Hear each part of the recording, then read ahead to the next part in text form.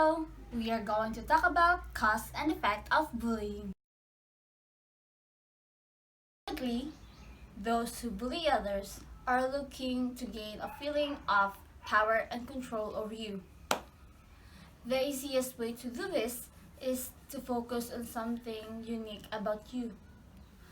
This creates a new insecurity that has an intent to hurt you either physically and emotionally. And we, people who are experiencing bullying, tries to understand why we are being targeted and blames ourselves. It starts to affect our behavior and how we see ourselves, which can go to impact both mental and physical health.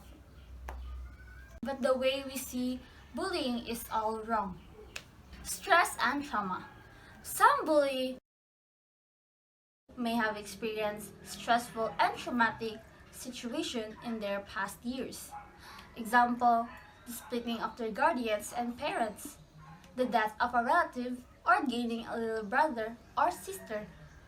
It makes sense because we all respond to stress very differently.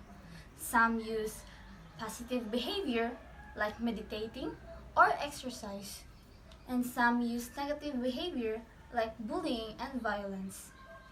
Aggressive behavior. Aggressive behavior isn't something we are born with. It is learned. It is a learned behavior, and this is actively taught by society using dysfunctional gender rules and norms. Low self-esteem. In order to mask how they actually feel about themselves, some people who bully focuses attention to someone else. They try to avoid the negative attention directed at them. But no, they might look in the mirror at home and hate the way they look. There is so much pressure to live up to beauty and fitness standards. We are taught to compare ourselves to others instead of embracing our own beauty. They have been bullied.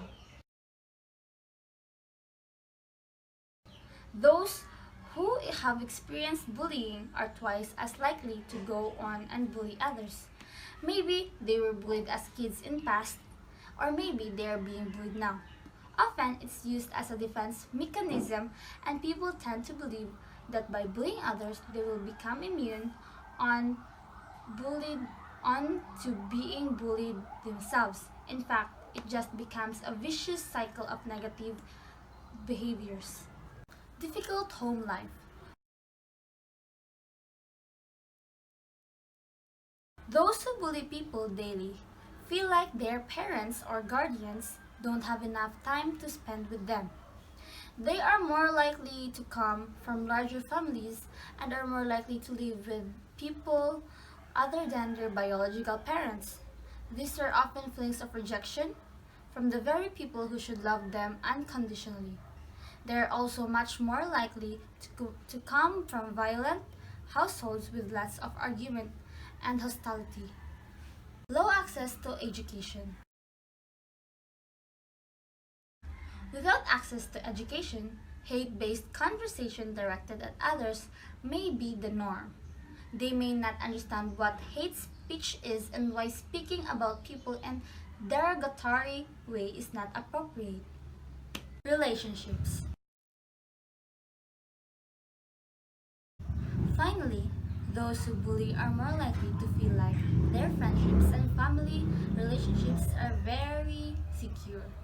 In order to keep friendships, they might be pressured by their peers to behave in a certain way.